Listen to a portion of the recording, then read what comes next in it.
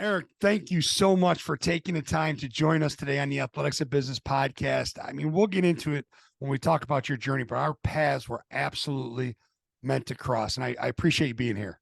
Thank you. I'm excited to be here. I really enjoyed getting to know you, outside of this podcast.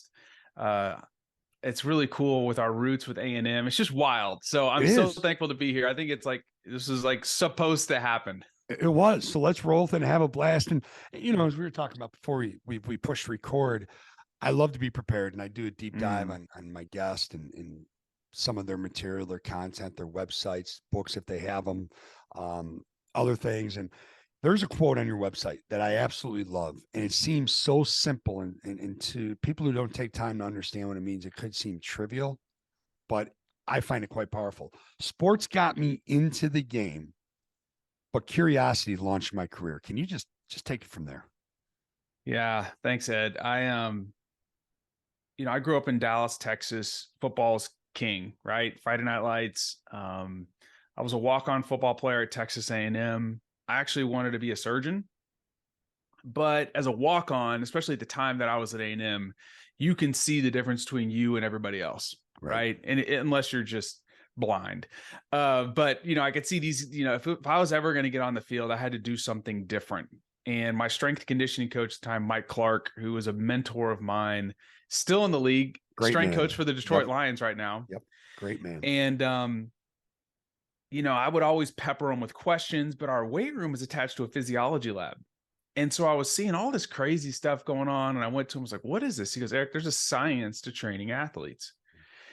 And I was like, I got to do this. And this is 1999, 2000, the kind of the very beginning. Well, and people don't understand, like, it was the Needham, if I remember correctly, the Needham Steed Laboratory. Like, I take friends that came in from Chicago over to the weight room, like, all right, well, why are we in the science lab in a football field? I want to see this is the weight room. Trust me. But I'm sorry, go ahead. No, you're right. And Gatorade was actually doing some of their early research on RTDs, ready to drink shakes. And so I was a walk on. So they'd have me like push a sled and drink this. And if I puked, it wasn't good.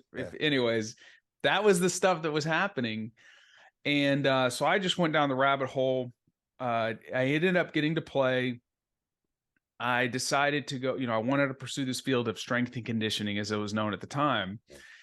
And I went to the University of Arkansas. Coach Clark opened a door for me and just had a blessed opportunity. One day a coach walks in and he's got these track athletes, and I'm working with football and women's athletics. And he's like, you want to work with these athletes? And one of them was Veronica Campbell-Brown, 8-time Olympic medalist. She'd just come off the Athens game at the beginning of her ascent. So I got to travel the world with her. I ended up working with Tyson Gay. It was an amazing experience. And I got to start seeing how the rest of the world was developing athletes. And I think you'll find this interesting. In the US, we haven't done, up until recently, a really great job at trying to squeeze everything out of our athletes. Why? Because we have a problem. We got too many good athletes. If you go to a country, like if you go to Saudi Arabia, you got all this oil under your feet, right? Are you looking for ways to find new renewable energy? No, you're just going to keep drilling. Here in the US, you just go to Miami-Dade County, you go to Dallas, you go to California, Ohio, right? There's just fertile ground.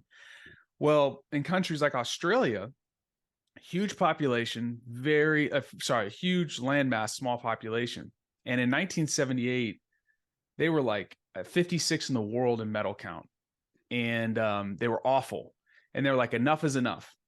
So they started something called the Institute of Sport, where they brought in biomechanists, exercise physiologists, data scientists, strength, everything under one building. And I think in the early 80s, it finally got built. And between then and the 2000 games, they went from 56 or 58 in the world to number 3 in medal count. So they really took a scientific approach to training. So I started seeing all this and was like, that's what I want to do. And fast forward a little ways, 2010, I'm hired by Jimbo Fisher at Florida State as the speed development coach because of my experience in track, and I'm also strength conditioning.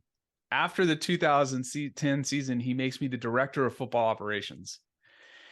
And I'm like, okay, whatever you want me to do, coach, I'll do it. But name me the director of sports science as well. As like, you can call yourself whatever you want. He didn't know. He had no clue what sports science was. It didn't exist in the Right. US. So now that I'm the DFO, which is basically kind of like at that level, kind of like a general manager type, right? In May of that year, I got invited to go to Australia for a month to work with an expansion Aussie rules football team called the Greater Western Sydney Giants. And I'm like, they asked us, me and my friend Joe, to come down there because they were getting the equivalent of like 20 to 30 first round draft picks, but they weren't going to be any good. They're 17 until they're 25, 26. But they had instituted free agency. So they're like, can you help us create a collegiate environment so these guys will want to stick around? I was like, yes, but I want to learn about sports science and athlete wearables. So for a month, it was an information exchange. Fast forward, GWS ends up winning the premiership. Amazing story. So Joe and I come back. I convinced Coach Fisher to let us start using these wearable devices on our athletes. Now, this has never been done before. These things connect to GPS satellites. I'm duct taping them to the pads of our players. I was going to ask, like, where'd you put them? What did they look like? How clunky it were looked they? like an orange box about the size of a deck of cards. There's so much data.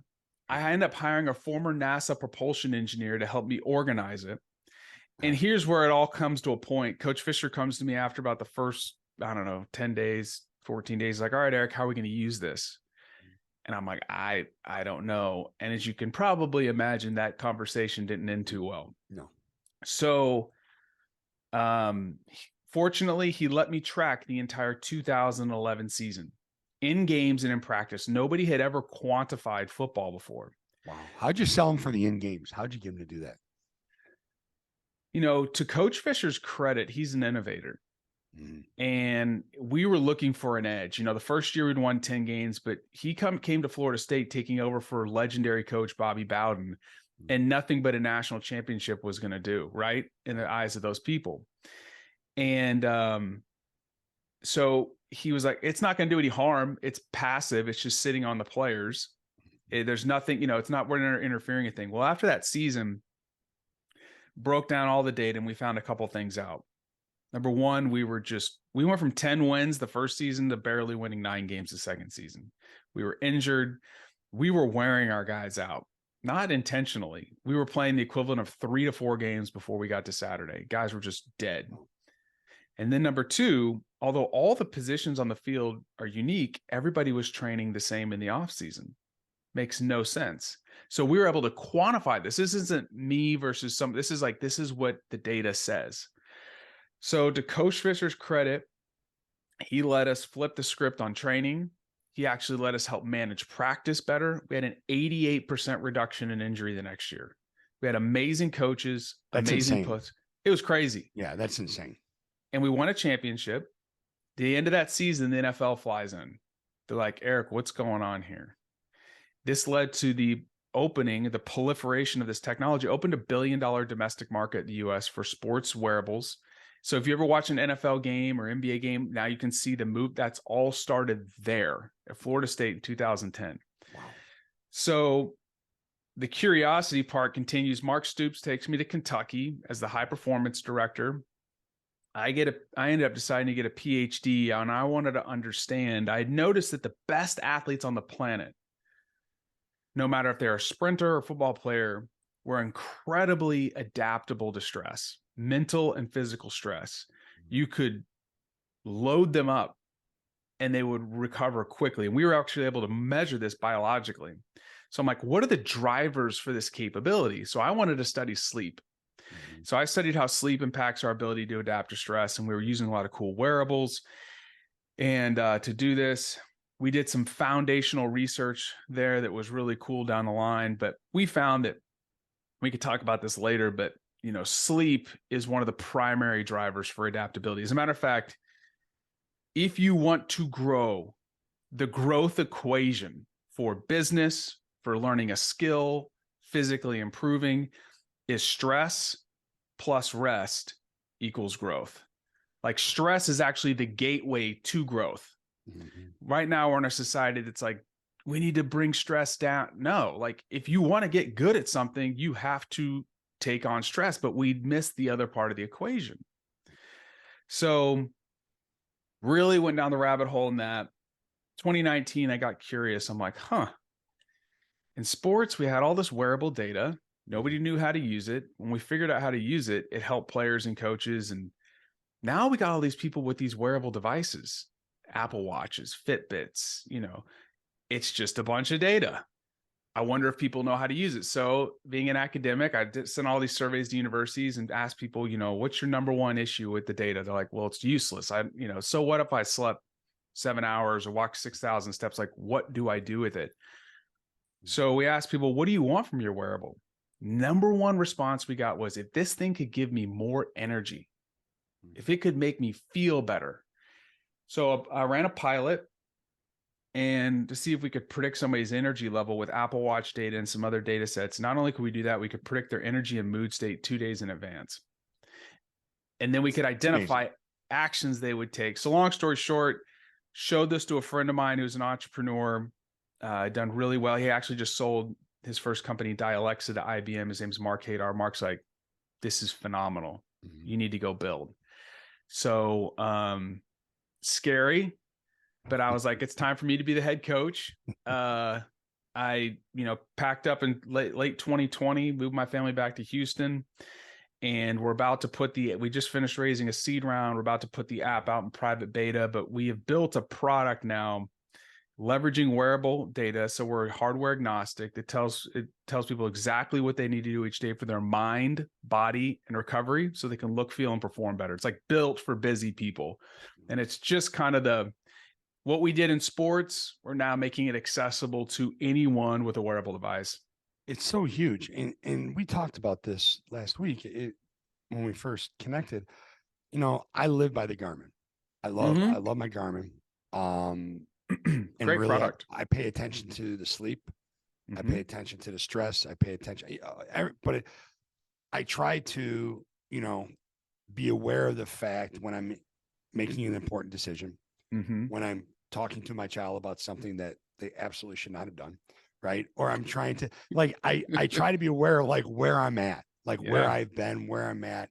Is this really the right time to do it? Is it not the right time to do it? And if I had more energy, how would I respond? Talk about it's all back to the self-awareness piece, right? This is so powerful. I mean, it's mind-blowing. Let's talk about the potential that it has for people, especially let's talk about in the corporate world. Yeah. I mean, first of all, I would say this is the self-awareness piece is really important. What makes people upset, and there's actually literature, you got to be careful.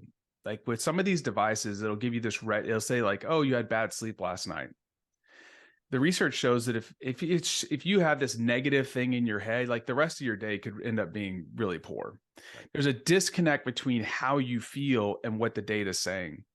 So what we did is we found, this is crazy. We found in athletes, I used to take test salivary cortisol levels to measure stress. Or we would measure testosterone to see how their hormones are regulating. So for instance, if somebody's highly stressed, cortisol is a stress hormone, it goes up. Cortisol is actually really good. It actually makes you feel alert and energized, but chronically elevated cortisol means you're kind of burning out. We found that if you just asked the athletes how they feel in certain things and did the right math on it, it was directly related to these biomarkers for stress.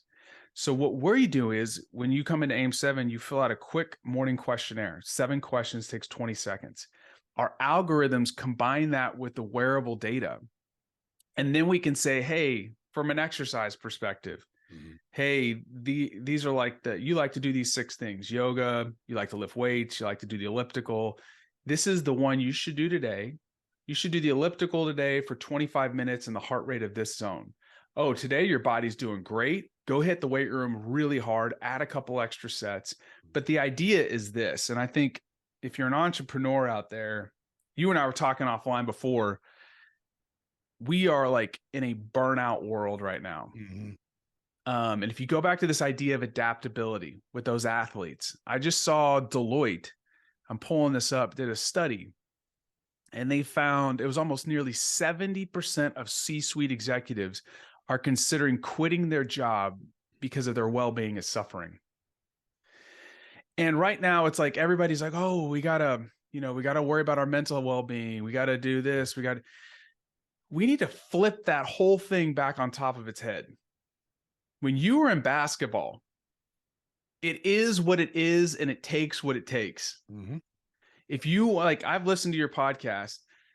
If you're doing something really hard, guess what? You should expect for it to be really hard and take a lot. Last night we watched the national championship game. You don't think those guys got there by just piddling around. Mm-hmm. I'm not saying that we need to grind 24/7. What I'm saying is we need to build the capacity to take on more stress with less mental and physical cost. Yes. Knowing that there are going to be seasons where we have to lean into this hard work. Mm-hmm. And then there will be seasons of rest. And that's the whole combination of the physical, mental, and emotional piece, right? And that's what it is. And all of this allows us, empowers us, whatever word you want to use, to respond better to adversity, to respond better to stress, to welcome the discomfort, because we know that's how we're going to get better. You want to respond and not react, right? Mm-hmm. But the only way you can do that is you have to build the capacity for it. And that's what we're doing with AIM-7, is we're actually bringing this to the average person. But there's like 5 pillars for building adaptive capacity. The scientific literature is very clear. And these are very broad, but we can go down a rabbit hole in any one of them. But sleep, exercise, mental fitness, nutrition, and fostering healthy relationships and living in community. Those 5 things, not only do they help build more capacity for stress, but they also prevent the most common lifestyle diseases in America: cardiovascular disease, diabetes, and obesity, which account for $4.1 trillion in annual spending. The CDC says over 50% of those cases are preventable. That's if insane. we just, and if you invest in these things, it doesn't have to be, we're not talking about spending 2 hours at the CrossFit box with your bros eating quinoa.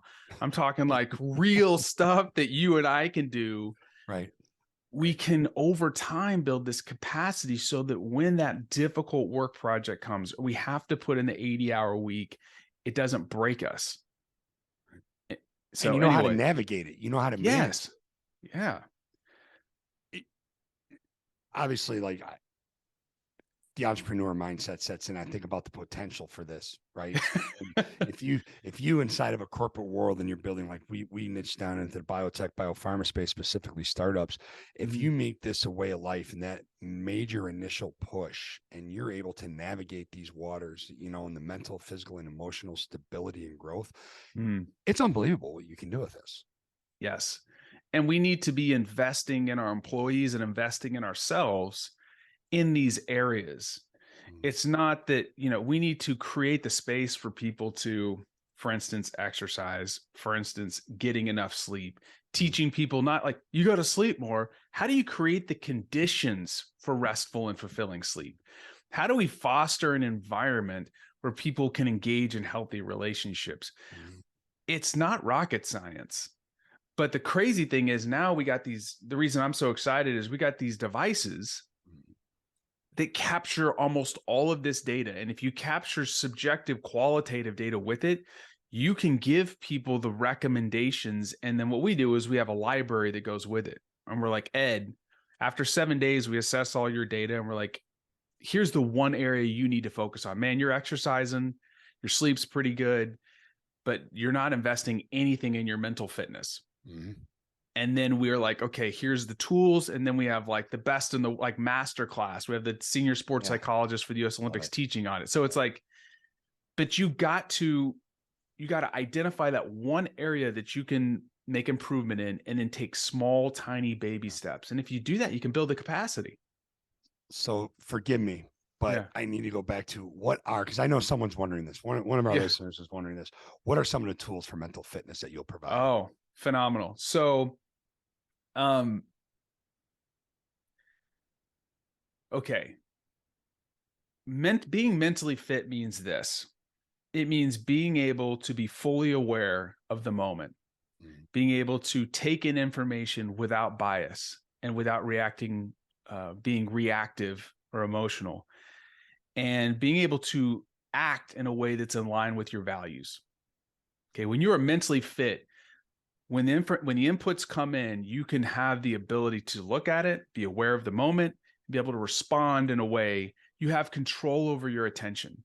That's what you want in any stressful situation. How do you train that? You have to train attention. And my friend, Dr. Peter Haberl, says attention is the currency of performance. So how do you train that? Mindfulness is an excellent way to do this. For anybody that's like, okay, mindfulness is not about floating. It's not a religious thing. Mindfulness is about harnessing your attention, being aware of where your mind and your thoughts are. And it's really easy to train. And the research is phenomenal when it comes to, like, we could look at how it impacts biomarkers for stress. It helps with executive functioning. It helps prevent task switching, mind wandering, because what you want to be able to do is control your attention. So if you like, there's plenty of apps out there that can teach mindfulness, but essentially you don't need an app. I don't know if have you ever practiced mindfulness yourself? Yep. Meditate every day. So you're just basically bringing your attention to some physical event. A lot of people focus on the breath, and you just observe the breath. Some people do mindful eating. Some people do mindful walking. But here's the key. Your brain is going to wander. The changes, or the plastic changes in your brain that occurs when your brain wanders off and you realize that my head's over here, and then you can pull it back in. So there's a great story I love to tell. There's this myth out there that the best in the world don't feel pressure. There's a guy named Sir Chris Hoy. He was the greatest Olympic cyclist of all time, 6-time Olympic medalist. When he explained what it was like to race in an Olympic finals, he said it felt like he was going to the gallows. Like literally he was going to be executed. And this isn't just any guy. This is like the Michael Jordan of Olympic cycling. He was knighted, like Sir Chris Hoy. But here's what he said. In those moments, he would shift his attention to gripping the steering wheel. He would feel his feet in the clips, his butt in the seat. And he was able to go, if the outcome of an event is unexpected, like you don't know what the outcome is going to be, and it's important to you, you should expect to feel uncomfortable. But if you're open to uncomfortable thoughts and feelings, it will not dictate how you perform. But the key starts with this. Are you aware? And then can you grab a hold of your awareness and shift your attention in the moment to what matters? So mindfulness is something. Gratitude is another thing you can practice. Short gratitude interventions, the research demonstrates, improves positive mental affect, improves your mood. Just taking a couple minutes to just actually think about something that you're grateful for, a person that and actually writing down and articulating it. Breath work. You can regulate. So your stress system kind of sits on a continuum of alertness to calmness. And you can scale up and down that continuum. So like when something stressful happens, it's like putting down the accelerator. This thing called the sympathetic branch of your autonomic nervous system gets activated. It's go time, right? Your pupils dilate, your palms get sweaty, you're ready to go. And what you want to do is you want to be able to put on the brake. So if the breath is really interesting because it's not a hack. But when you breathe out, when you have long duration exhales, it actually activates the parasympathetic branch of the autonomic nervous system. It's like putting down the brakes. So for instance, if you're feeling, you and I are talking here, we're jazzed up, and you're like, oh my gosh, I got to bring it down. If you were to double your exhale duration as your inhale duration, you're going to put on the parasympathetic brake. So like a 3-second inhale, a 6-second exhale. Conversely, you ever heard somebody say, hey, just take a deep breath?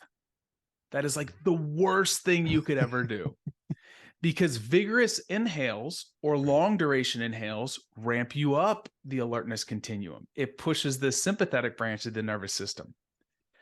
So you can use this these are tools though. The cool thing about stress is a generic response, and you can use tools in the real time to manipulate it. Yeah, that's amazing.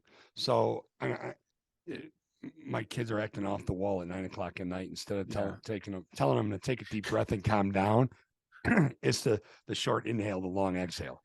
Yeah. So 3 second in, 6 second out. Yeah. I'll try that tonight. I'll let you know how that goes. They may look at you like you're crazy. I love that though. But I love it though. But you give people these real tools that they can use in real time. And it again, the way we talk about things is making this just a way of life for you. Yeah. It's got to be, look, we're all novices at something, right? Right. And when you enter a new arena, like when I started, when I transitioned from sports to business, what am I doing? I'm listening to every podcast I can. I'm getting every book. I'm talking to every mentor. I'm still doing this, right? Right. There's a growth curve. And I think a lot of people that I don't even know where to start. It can become overwhelming. Mm-hmm. And it's just like coaching. You just start in basketball, you got to start with the basics. Right? You got to start with your footwork. You got to start with hand positioning when you shoot a ball, right? Mm-hmm. Health and wellness, it's the same thing. But if you look at it from a broader picture of what it can give you, this capacity, it's not like I'm just going to the gym and we don't have to have 6-pack abs and all this crazy nonsense. Mm-hmm. But if you see it through the lens of I'm building the capacity so I can take on more stress at less cost. And then here's the key thing to me. If you think that if you can link the action that you need to take to what you value, you will be able to consistently take action when emotion enters the equation. Let's talk about that. Let's run with that. That's huge. That's psychological flexibility. Mm-hmm. So that's something you and I were talking about earlier, is how do you get somebody to take action over the long term for their own best self-interest? And really what it comes down to is goals are a destination. Values are about a direction. Goals are about where you want to go. Values are about who you are right here, right now. Mm-hmm.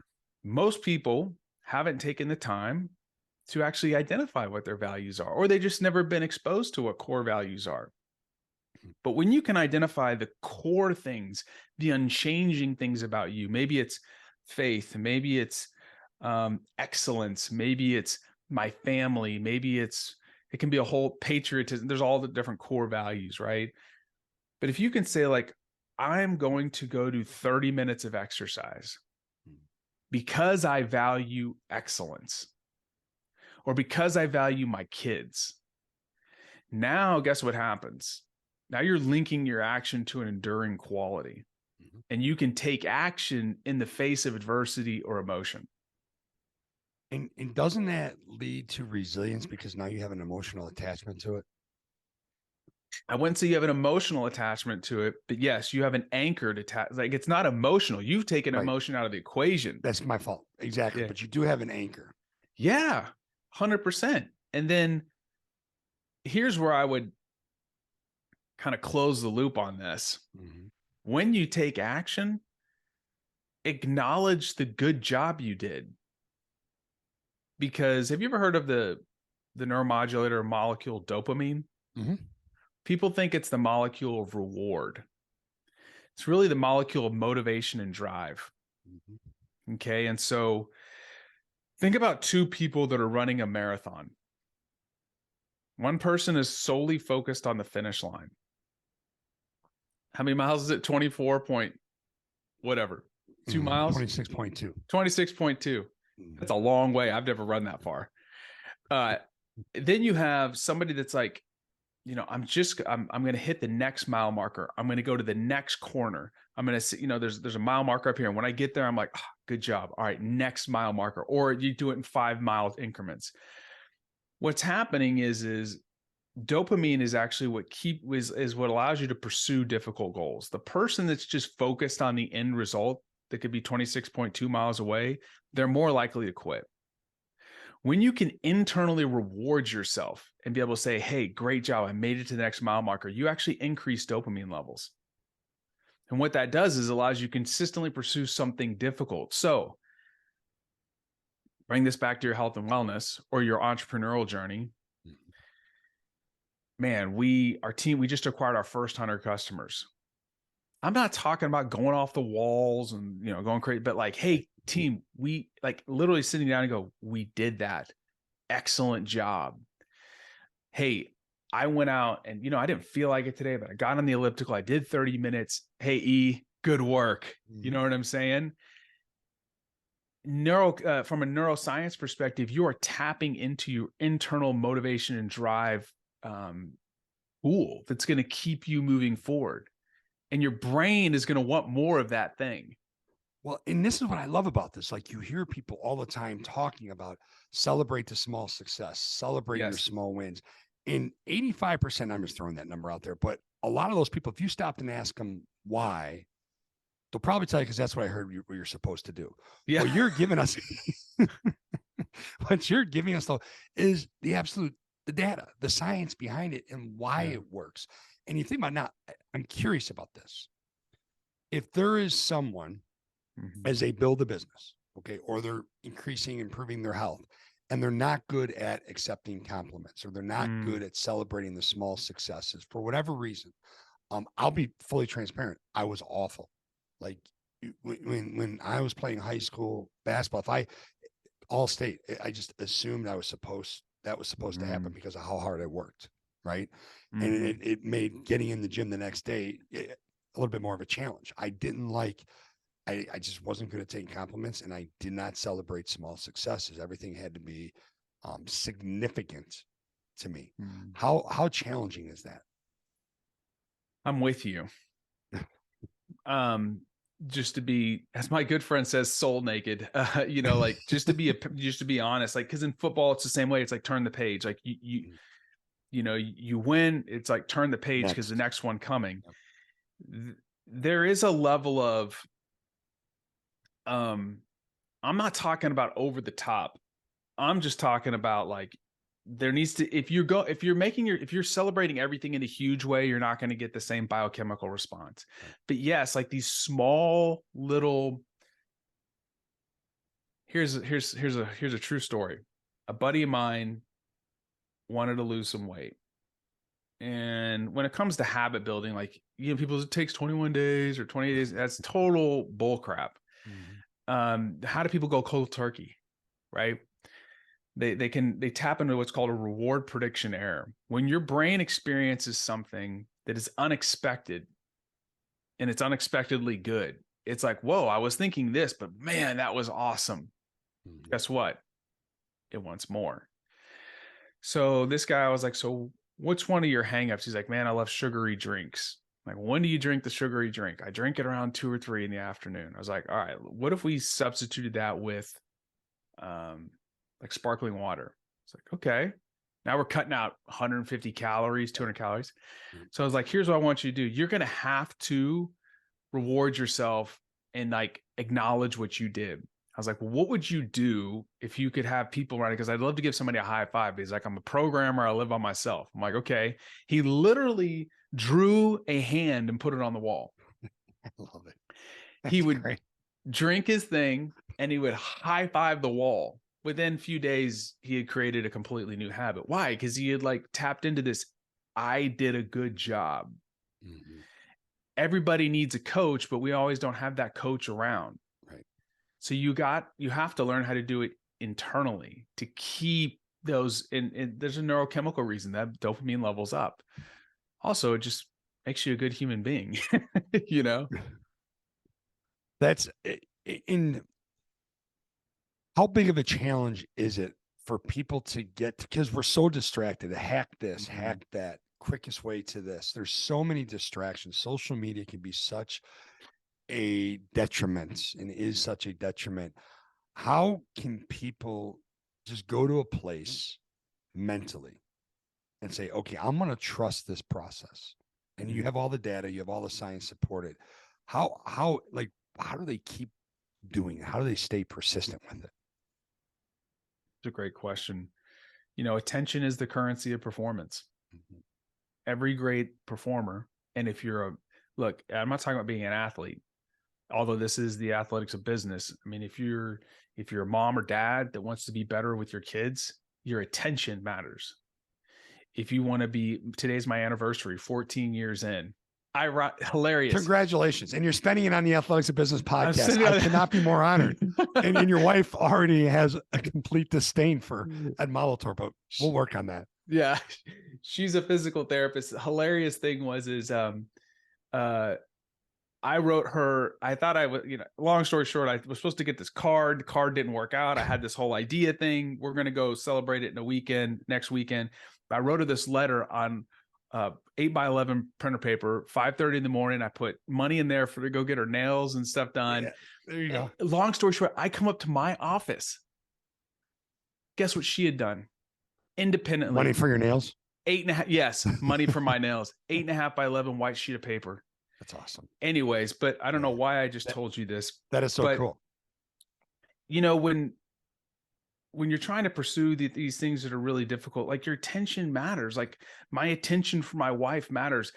You either in sports, you're either trained or untrained.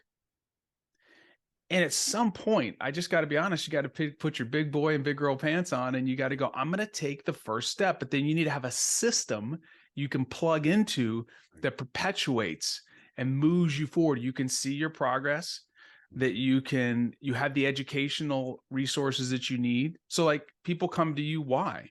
Because they know that they need to make a change. You put them in a system and a process that can create a flywheel.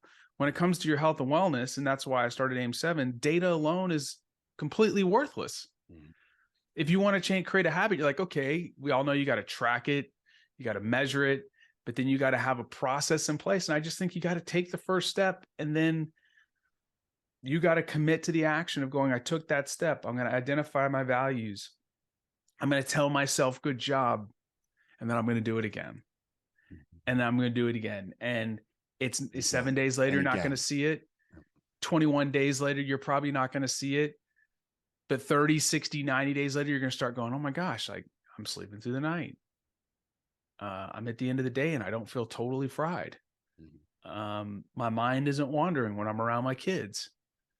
I was faced with some crazy crisis at work, and guess what? My hand was steady and I was able to navigate. But you got to invest. What happens, and I'm thinking about questions that could possibly be there. What happens if certain things out of our control have an impact on us, right? And so we have this plan, we're organized, we're going along at a pretty good clip, and something rocks our world. And not in the sense that we lose it emotionally, not that we go to a weak place, but we've got to work harder. We are probably going to sleep less. We're going to do the best we can to not grab something really quick on the go, but we're at it's all hands on deck in our world right now, and we need to hammer it. How do you navigate that water? That's what we're preparing for. When you build the capacity, think about it like this. If I have a bowl and the bowl's in my hands, I got two hands right next to each other. This is what we're doing right now. And I got this bowl, and that bowl represents all the stress that I can handle. And I fill that bowl up to the rim with water. And then you're like, Eric, run across the room. What's going to happen? Or even walk fast. Water's going to go everywhere. It's going to be a mess. Now let's say I build a bowl that's like, it takes both of my arms to wrap around it. And I pour the same amount of water in there. And you say, walk across the room fast. What's going to happen? Not a drop's going to hit the ground. Right. If you train and build the capacity, when that happens, guess what you can do? You can pursue audacious goals. You can thrive in uncertainty, and you're going to be more resilient. But if you're untrained, if you haven't invested, I'm not trying to be doomsday, but it could break you. And that it all started with me looking at what separated the elite from the sub-elite. Right. And this is a capacity that anybody can develop. And so, look, man, we've had some real highs and some real lows in this journey so far. And I would not lie to you I'd be lying to you if I didn't say there were some days where I just was double over on, my hands on my knees, but I trained, I knew where to take my head. And then also for me, I'm a person of faith, and I believe that there's a bigger purpose, right? And I could lean into that, but by building the capacity over time, when I had to push really hard, like I'll be honest right now, it's rough. I mean, we are pushing and grinding and getting that boulder up the hill. But I woke up this morning, I popped out of bed and, I'm ready to roll. And some days I'm like, okay, Erik, I'm not going to work out today. I'm going to get a lot of steps in. I'm going to take some phone calls walking. I'm going to take a 20-minute nap in the afternoon. And I'm going to spend 20 minutes on my mental fitness. Right. And that's a win. Yeah. It's a huge win. Yeah. So it's not perfection. We're looking for, it's like your golf game. Can you just keep the ball in the fairway? Good question. That's a very fair question, especially this last summer. No, but I absolutely love that. And I love the whole idea. You're building a bigger bowl. It's what you're preparing for. And, like go back to entrepreneurship, right? Mm-hmm. There's just days where it's like, hey, I got to do what I have to do, and I can't work out today, but I can eat right. Right. Mm-hmm. I can take a 10 to 15-minute nap. And you know what, if I'm too wired to fall asleep, I can meditate, or I can read, or I can listen to something. And I just love the whole idea, because mental health is so real. 100%. And if there's something that COVID showed us, was the significant impact that challenges to not paying attention to mental health will have on our children, young adults, I mean, everybody, regardless of your age. So my question is this, like, how do we convince people? And I don't want to say this goes back to social media, the hack or just do this. And then let me back up a little bit. Let me connect it to the younger generations that people spend so much time knocking. Okay. And they spend so much time talking about they don't want to work, or they don't work hard enough. How incredible of a tool is this? And a mindset is this, and a process is this, for the people who absolutely want to win, whether it's in their personal life, whether it's in their career. They come from a different set of values. And I'm not saying they're lesser values. I'm just saying they're different. Right. They come from different experiences. They come from different circumstances. How powerful is this to let people step into that, relentless pursuit of being great, right? Of achieving at a high level in their own way and being true to who they are. I think it's critical. I mean, we're like snowflakes, man. We're all unique. I mean, I believe that we're all created in a very unique way. We all have different personalities. And that's the beauty of it. There's a tapestry of people. But there are commonalities of things that we need. We need emotional safety. We need food. We need water. We need rest. One of the things I was researching, and I'm actually pulling something up right now. I was looking at, there's something called, and I don't want to get too scientific here, but there's something called allostasis. Our body is trying to achieve this state of level, homeostasis. It's what the body wants. Mm-hmm. But stress comes at a cost. It's called allostatic load. Anytime you encounter physical or mental stress, it costs you something. And you know what I'm talking about, right? You work out really hard. Your body's now going to mobilize resources and protein to fix the damaged tissue. You experience a lot of stress at work. You're going to feel exhausted, right? I started doing some research. There's a famous neuroendocrinologist named Bruce McEwen, who about 25 years ago really changed the way that we understand stress. And I was doing research on, like, what are the things that dramatically impact our ability to take on load, allostatic load. And that's how I found these 5 pillars. But the one that was just super surprising to me, and it shouldn't have been, because COVID put this right front and center. Yeah, I know where you're going. We are better together than we are alone. Mm-hmm.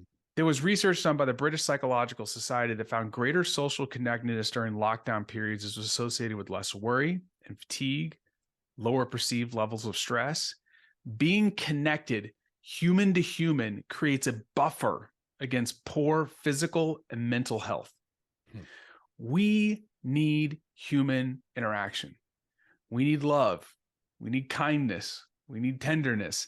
And I don't know, I don't care what this research paper was over 5,400 people over 18 years.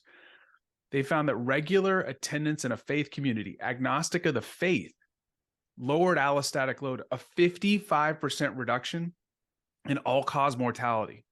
That means you were 55% less likely to die from all sorts of different causes by connecting with people. And so I'm bringing this back to the social media thing. It's isolating us. Yeah, you can digitally connect, but that's not real. Look, I use social media to communicate a message, but it's not real connection. Right. As parents, as people leaving businesses, now we're in remote work cultures. We've got to figure out a way to stay connected, because entrepreneurism can be unbelievably isolating. I tell my wife it's like the most lonely thing I've ever done. And you could have the best day possible. You could have had Yeah. an amazing day. And at the end of the day, when everybody else is sleeping, you're like, man, it's the weirdest thing. I tell my wife, I was like, I need you to hug me. And like I need Yeah. like last night, like a buddy of mine had people over for the national championship game. I brought one of my sons with me. Talking to guys I don't even know in the neighborhood. We're sitting around, the game's out of hand, and we're sitting around this little makeshift fire, just talking about life. And I'm like, this is what it's about. Yeah. And my tank was so full after just communing with people. We need to lean into that. And technology is wonderful, but and I'm building a tech company, but part of what we're doing is how do we then get people to connect in real life? Because that's going to help you be more resilient. So yeah, the social media stuff, there's some wonderful things that can come out of that, but there's also some very damaging things if we don't put some barriers around it. Well, and I think it's amazing how this kind of just segued into, speaking of social media. And before I ask you our last question, okay? Yeah. Where can we find out more about AIM7, more about you? Where can we go find? And we'll have all of this in the show notes, obviously. Sure. AIM7.com, AIM7.com. We're about to release the app into private beta, which means it won't be in the App Store. We got about 2,000 people on a waiting list. But if you sign up, fill out the little type form, you say, hey, I heard you on the Athletic of Business podcast, we'll move you right to the front of the line when we release it here. And that's a promise to you and your audience. Beautiful. I'm on. Erik Korem on Twitter, LinkedIn, Instagram. And then I also have a podcast called The Blueprint, where we distill cutting edge science, leadership, and life skills into simple tactics, 15 minutes. So like, if you like this kind of stuff like this, but you're like, I don't have 2 hours for Andrew Huberman, we try to bring it into 15 minutes. And Ed, you're going to come on the show. I am. I cannot wait. And we're going to we'll do like 3 episodes with you. Perfect. And we'll break down a piece into 15 minutes so somebody can listen on the way to work or the grocery store. But those are the best ways to connect with me. Concept. Yeah, that's great. And we'll put all that in the show notes, and everything that we do on social media. Obviously, we'll share that. And I think this is a great way. And you open the door to have you back on. We are absolutely going to have you back on. Well, thank you. Do it soon. But I really want to ask you, I think this is a great way to wrap it up. We talked about community and we talked about relationships, right? And being one of the pillars.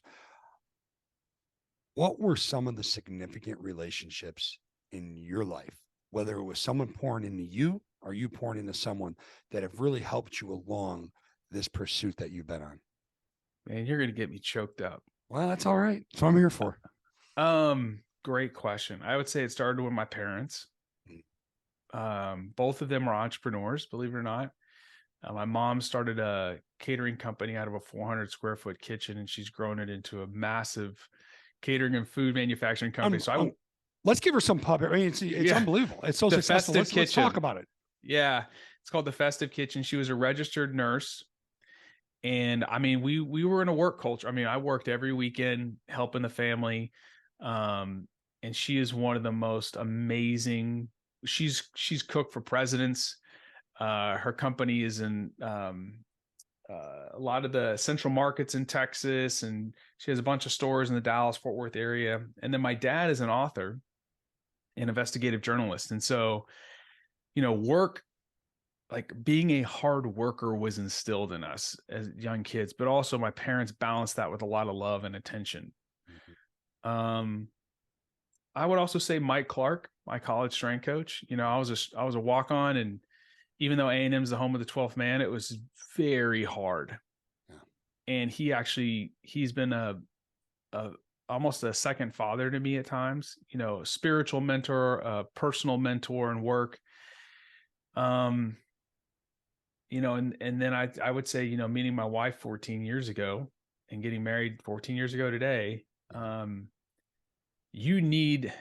she's like the greatest co-pilot ever, you know? And there are days when I'm just like, just be honest, like why in the world am I doing this? And if you don't have those days, then it's been too easy. Yeah, you're not pushing hard enough. And she's like, Erik, like, I feel like I had a calling on my life to go do this. It was so overwhelming. Like all the doors, and it was crazy. I had this amazing sports career, and then doors started closing. My friend gets the head job at the New York Giants. He wants to bring me in, didn't work. There's all these crazy things, but then business opened up, and like the door was open, and I'm like, I'm supposed to walk through it. And so along the way, we moved back to Houston. Why? Community.